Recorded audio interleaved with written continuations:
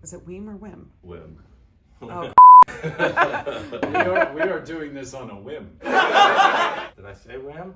No, you said WiiM. Take two.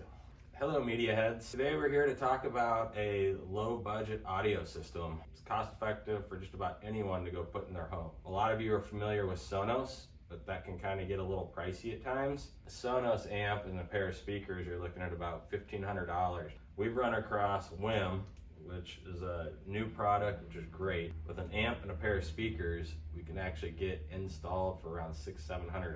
When we're looking at cutting costs or going with a budget solution, that means that you have to give something up. We really feel like after our testing and going through the ins and outs of the WiiM Amp, for the price, with a budget pair of speakers or even a really nice set of speakers, this guy performs really well. It has 60 watts per channel output.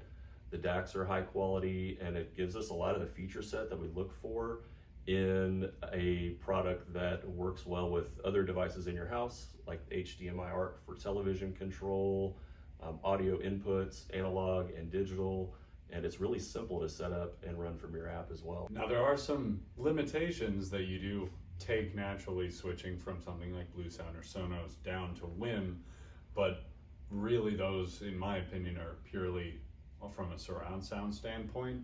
From a stereo standpoint, at $299, I have no complaints with this amplifier. It sounds great. It played with our bookshelves in our lounge very well. It sounds good on in-ceiling or in-wall speakers. I just think it's a great solution. After a few minutes of setting up this product, going through firmware updates and syncing it up with our music services, we use Tidal here for high-res music. It all synced up really well, and I don't think any of us had a problem running the app. The app was simple, so I think even for your most basic user in the house, it's going to be really simple to use. Setup was fast. Yeah. I think it probably took longer to unbox it than it did to set it up. Yeah, get it up and running. It immediately, the app, when setting up, you just say, yes, you can access other devices on my local network. It finds it almost immediately, and then there's a small update, you name it, and it's done.